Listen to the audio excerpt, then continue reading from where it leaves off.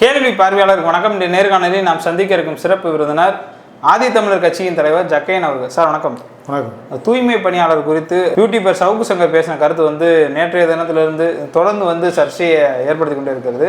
குறிப்பாக பார்த்தோம்னா சவுக்கு சங்கர் வீட்டில் அந்த மனம் கலந்த அந்த நீரை கொட்டின தவறுன்ற மாதிரியான பல்வேறு அரசியல் கட்சிகள் விமர்சிச்சுட்டு வராங்க, கண்டனத்தை தெரிவிக்கிறாங்க. இது ஒரு புறம் இருந்தாலும் பல்வேறு நபர்கள் திமுக ஆட்சினாவே இப்படி தான் இருக்குன்ற மாதிரியான ஒரு கருத்தை வைக்கிறாங்க. இந்த சம்பவத்தை நீங்கள் எப்படி சார் பார்க்குறீங்க? முதல்ல சவுக் சங்கர் வீட்டில் நடந்த இந்த இப்படிப்பட்ட ஒரு நிகழ்வுக்காக உண்மையாகவே நம்ம வருந்துகிறோம். அது ஒரு நியாயமான ஒரு விஷயம் அல்ல.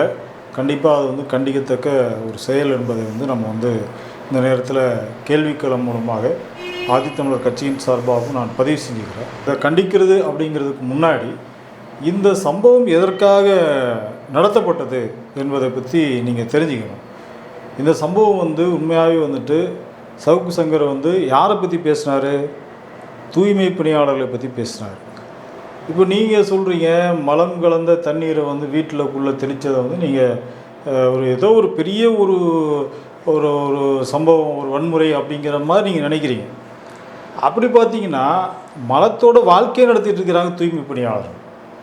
யாராரோ கழித்த மலத்தை தினந்தோறும் தெருவை கூட்டும்போது மலத்தையும் சேர்த்து தான் கூட்டுறாங்க. அது தங்களுடைய கையால் அள்ளி தான் குப்பையில் கூடையில் போடுறாங்க. அதே மாதிரி செப்டிக் டேங்கில் அடைப்பு ஏற்பட்டால் அந்த கழிவுகளுக்குள்ளே இறங்கி நீங்கள் இது அவர் மேலெல்லாம் விழுவலை, வீட்டுக்கு முன்னாடி தெளித்ததுக்கே இப்படி சொல்கிறீங்க. தூய்மை பணியாளர்கள் கழுத்து வரை சில நேரங்களில் முழுவதும் முங்கி அந்த அடைப்புகளை எடுக்க வேண்டிய ஒரு கட்டாயத்துக்கு அவங்க தள்ளப்படுறாங்க.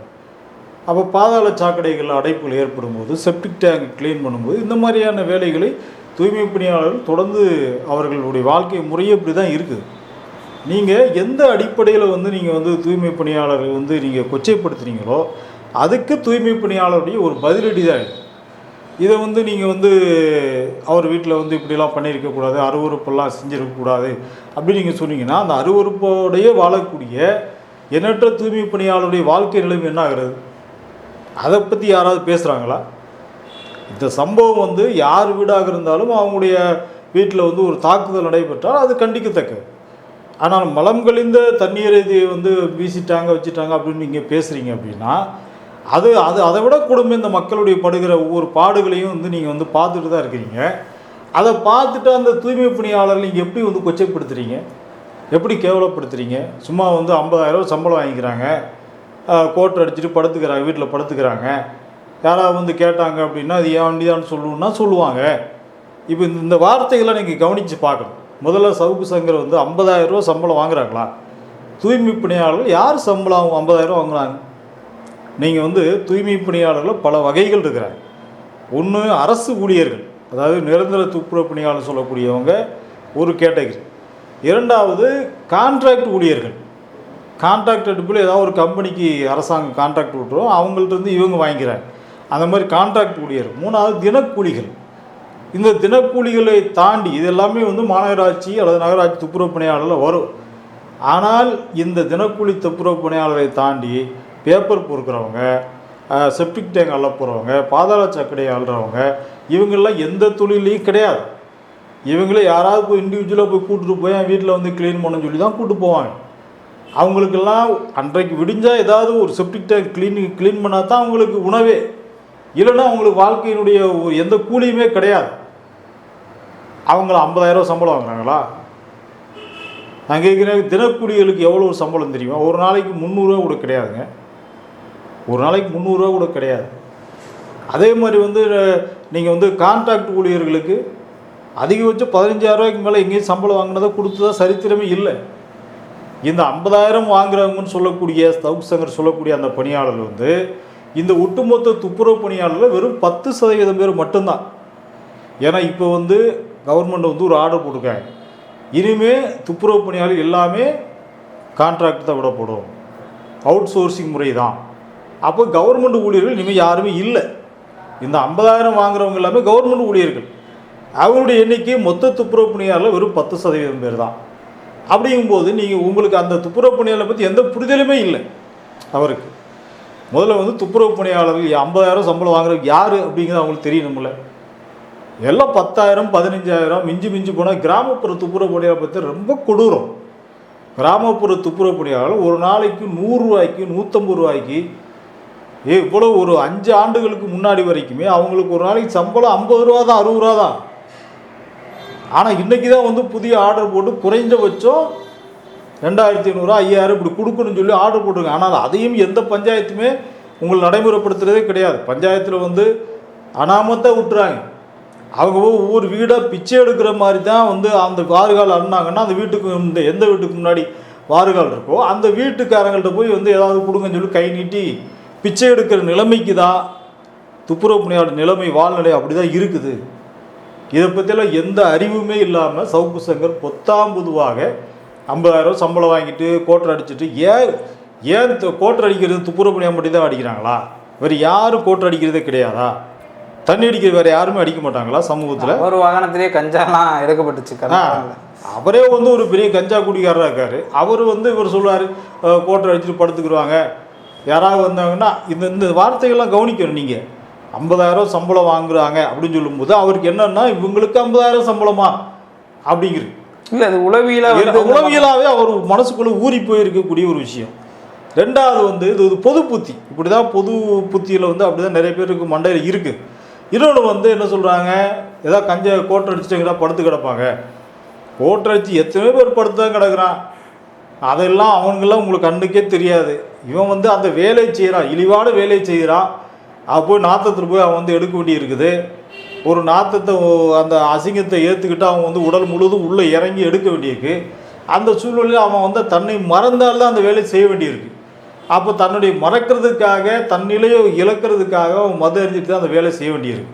ஏன் மது அருந்தது நீங்கள் குற்றம் அப்படின்னா இராணுவத்தில் மது கொடுக்குறாங்களா இல்லையா? மிலிட்ரி மேன்களுக்கு இன்றைக்கும் மது கொடுக்குறாங்களா இல்லையா? ஏன்னா கடுமையான குளிரில் இருக்கும்பொழுது அவங்க அந்த குளிரை ஏற்றுக்கொள்ள முடியாத அளவுக்கு வந்து பாடி வந்து டெம்பரேச்சர் வேணுங்கிறதுனால அவங்களுக்கு வந்து மது அரசாங்கமே மது கொடுக்குறாங்க, ஃப்ரீயாக கொடுக்குறாங்க. அவங்க ரிட்டையர்மெண்ட் ஆன பிறகு கூட இன்றைக்கும் வந்து அவங்களுக்கு மது கொடுக்குறாங்க. தூய்மை பணியாளர்கள் அது மாதிரி வந்து ஒரு இக்கட்டான நிலைமையில் வேலை செய்யக்கூடியவங்க. அதுக்கான அவங்க மது கொடுக்கறத நியாயப்படுத்தலை. மது குடிக்கிறது வந்து யாருமே குடிக்கக்கூடாது. அதை வந்து நம்ம வந்து முற்றிலுமே தவிர்க்கணும். மது வந்து அது அரசாங்கத்துடைய கொள்கை முடிவில் இருக்குது. அரசாங்கம் வந்து சரக்கு விற்கிற வரைக்கும் வந்து யாராக இருந்தாலும் வாங்கி குடிக்க தான் செய்வாங்க. அது இந்த அரசாங்கம் அந்த அரசாங்கம் என்பதெல்லாம் ரெண்டாவது விஷயம். எந்த அரசாங்கம் இருந்தாலும் முதல்ல வந்து மதுவை ஒழிக்கணும் அப்படிங்கிறது நமக்கு மாற்று கருத்தே கிடையாது. அதே நேரத்தில் தூய்மை பணியாளர்கள் மது அருந்துவதை மட்டுமே அவங்கள ப்ரொஜெக்ட் பண்ணுறது, நீங்கள் ஊருக்குவங்களா குடியாரங்க. நான் சொல்கிறேன், எத்தனை துப்புரவு பணியாளர் குடிக்கவே இல்லாமல் எத்தனையோ பேர் இருக்கிறேன். தன்னுடைய குடும்ப வருமானத்தை அதை வச்சு தன்னுடைய பிள்ளைகள் நல்லா படிக்க வச்சு ஓரளவுக்கு வந்து வாழ்க்கையில் முன்னேற்றமாகி மற்றவங்களுக்கு முன்னுதாரணமாக 100ல் வந்து ஒரு 2 பேர் 3 பேராவது இருக்கிறாங்க. அந்த தூய்மை பணியாளர்கள்லாம் நம்ம வந்து பாராட்டுறோம். அப்படிப்பட்டவங்களை பற்றி இவருக்கு தெரியுமா? அப்போ ஏன் வந்து இந்த தூய்மை பணியை வந்து இவங்க செய்கிறாங்க அப்படிங்கிறதும் ஒரு மிக முக்கியமான விஷயம். ஏன்னா வந்து இது வந்து ஒரு மிகப்பெரிய சாதியத்தினுடைய வந்து இழிவான தொழில்களில் ஒன்று. இது வந்து ஏன் இந்த ஒடுக்கப்பட்ட இந்தியா காஷ்மீர் முதல் கன்னியாகுமரி வரை துப்புரவு பணி செய்கிறதெல்லாம் ஒரு குறிப்பிட்ட ஒடுக்கப்பட்ட சமுதாயங்கள் தான் அந்த வேலை செய்கிறாங்க. அப்போ அந்த வேலைகளை செய்யக்கூடியவங்க அவங்க வந்து ஒரு ஒடுக்கப்பட்ட சமூகமாக மட்டுமே ஏன் இருக்கிறாங்க அப்படிங்கிறதும் முக்கியம். அது வந்து சாதியத்தினுடைய சூழ்ச்சி, ஆரியத்தினுடைய சூழ்ச்சி. எப்போ மனு தர்மம் வந்ததோ அன்றையிலிருந்து இந்த ஜாதி அடிப்படையிலான தொழில்களும் கட்டாயமாக்கப்பட்டது. அப்படி தான் வந்து தூய்மை தொழில்களும் வந்து துப்புரவு பணியாளர்களும் வந்துட்டு ஒரு குறிப்பிட்ட ஜாதி மூலம் திணிக்கப்பட்டது. யாருமே வந்து அதை வந்து விரும்பி எப்படியாவது பிறந்த உடனே எப்படியாவது தூய்மை பணியாளர் ஆகியே தீருவேன் அப்படின்லாம் யாரும் சபதம் எடுத்துட்டுலாம் வர்றது கிடையாது. குடும்ப சூழ்நிலை காரணமாக தன்னுடைய அப்பா அம்மா செய்யக்கூடிய வேலைகளை வேறு வழி இல்லாமல் தவிர்க்க முடியாமல் இந்த வேலைக்கு போக வேண்டிய நிலைமை ஏற்படும். இன்றைக்கும் பல இடங்களில் அந்த ஒரு ஏரியாவை சொன்னாலே இவங்க இந்த ஏரியா தான் அப்படின்னு கண்டுபிடிச்சிக்கிறாங்க.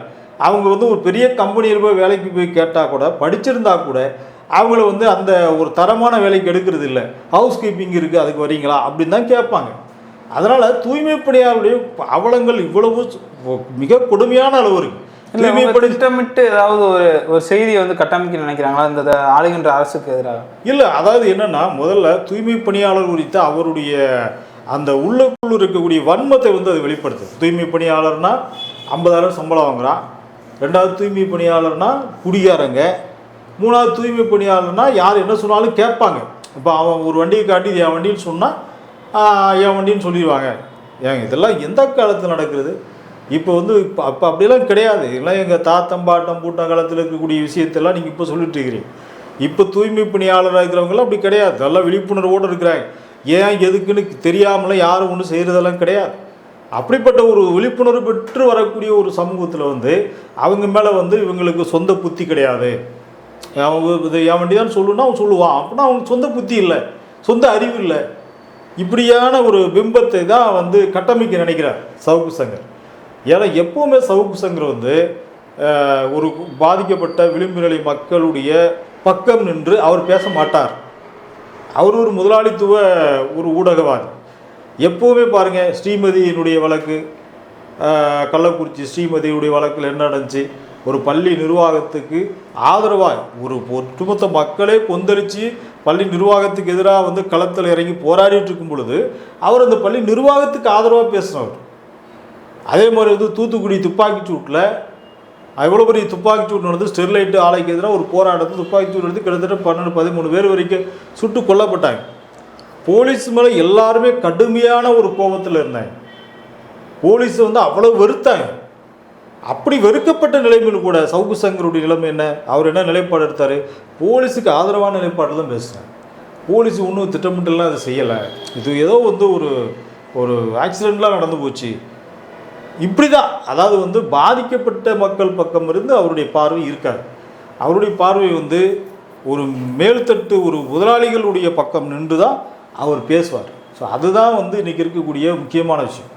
இதில் என்னென்னா, இன்றைக்கி வந்து தூய்மை பணியாளர்கள், ஒடுக்கப்பட்ட மக்களில் வந்து பெரும்பான்மையானர் இன்றைக்கி திமுக அரசுக்கு ஆதரவாக இருக்கக்கூடிய ஒரு மனநிலைக்கு இன்றைக்கி வந்து வந்துட்டாங்க. ஏன்னா தொடர்ச்சியான நம்முடைய தமிழக முதல்வர் அவருடைய நடவடிக்கைகளினால் ஈர்க்கப்பட்டு இன்றைக்கி தூய்மை பணியாளர்கள் அல்லது அது போன்ற தொழில்களை செய்யக்கூடிய மக்கள் எல்லாருமே, அது குறிப்பிட்ட ஜாதிகளாக இருந்தாலும் சரி அல்லது ஒடுக்கப்பட்ட சாதிகளாக இருந்தாலும் சரி மற்ற ஜாதியாக இருந்தாலும் சரி, எல்லாருமே வந்து அவங்க வந்து இன்றைக்கி தூய்மை பணியாளருமே திமுக அரசுக்கு ஒரு பக்கபலமாக நிற்கிறாங்க. ஏன்னா முதல்ல தூய்மை பணியாளருக்கு நலவாரியம் அமைக்கப்பட்டது இந்தியாவிலே முதன்முறையாக கலைஞருடைய ஆட்சி 2007 தான். அந்த நலவாரியம் வந்து கிட்டத்தட்ட 20 வருஷத்துக்கு முன்னாடியே அந்த நலவாரியம் அமைக்கப்பட்டது. அந்த நலவாரியம் அமைக்கப்பட்டதற்கு பிறகு பார்த்திங்கன்னா அதிமுக வந்து அதுக்கப்புறம் அந்த நலவாரியமே இல்லாமல் போச்சு.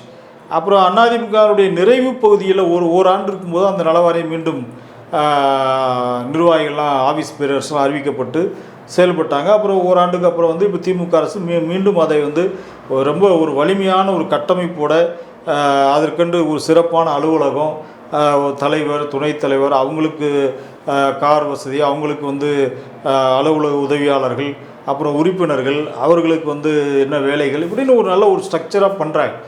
அப்போ தூய்மை பணியாளர் பிரச்சனைகளை இன்றைக்கி கவனிப்பதற்கு ஒரு அளவுக்கு வந்து கடந்த ஆட்சிகளோட இந்த ஆட்சி வந்து ரொம்ப சிறப்பான முறையில் பண்ணுறாங்க. அப்போ இந்த மாதிரியான ஒரு நிலைமை ஒரு ஆளுங்கட்சி மேலே அவருக்கு எப்போவுமே திமுக மேலே ஒரு அதிருப்தி உண்டு. அந்த அதிருப்தியோடு சேர்ந்து தான் அவருடைய இந்த ஒரு ஸ்டேட்மெண்ட்டும் அப்படி தான் வருது.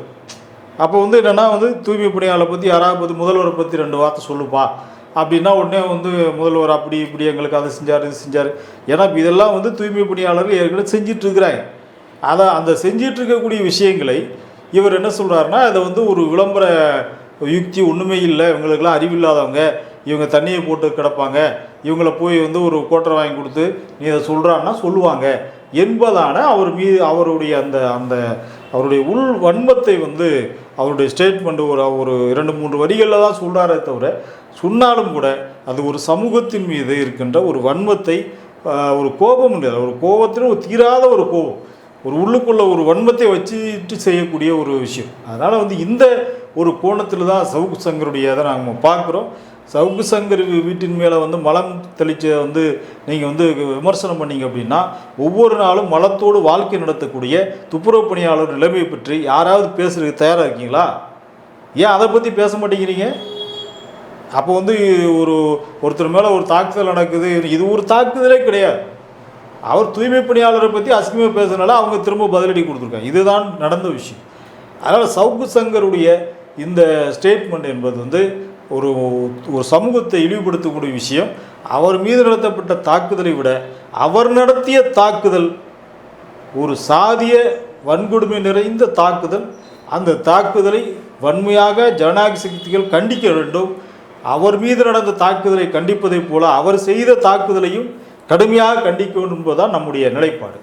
நன்றி சார். மிக்க நன்றி.